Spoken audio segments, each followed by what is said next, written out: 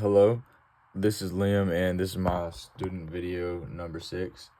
So we have this problem right here, and we're trying to find the rate that the volume of the cylinder decreases when the radius is at 12 and the height is 10 centimeters. So I wrote some of the key things is when the radius is decreasing, so it's negative, it's decreasing at 5 centimeters per second, and then the height is decreasing at 2 centimeters per second, and then that's the radius, that's the height.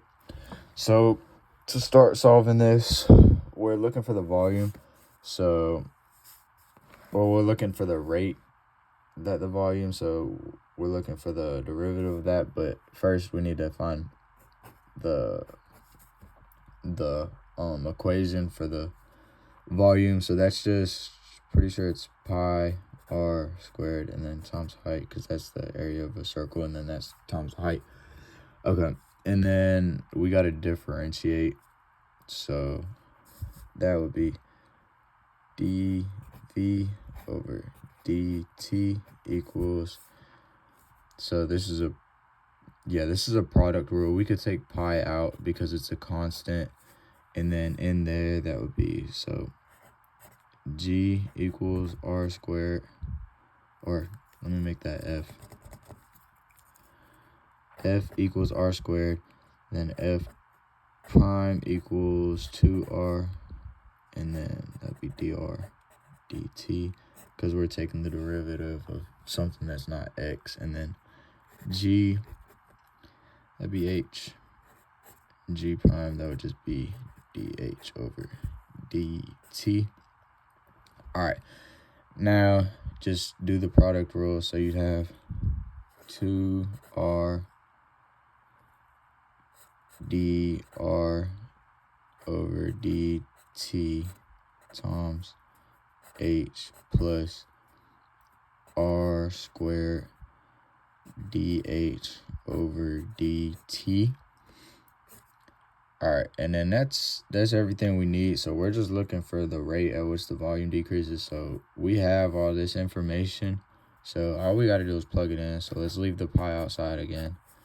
All right, and then 2r, so that would be 2r, the radius is just 12, and then the radius or the rate at which it decreases, that'd be -5, and then times the height, that would be 10. Also, I'm not worrying about the units because we're just trying to find the rate at which the volume decreases, so that's automatically going to be centimeters cubed squared. So I'll just leave that. And then let's see, so after that we have plus r squared, r is 12, so squared, that's 144, and then dh dt, which is -2. So then just solve this. So leave the pi out again, then that's 24 times -5. I'm gonna put this in decimals because my brain's kind of not working right now. So that's 24 times 5, 120 times 10 would just be 1200. So that'd be -1200 because that's a -5. All right, and then plus, what's that?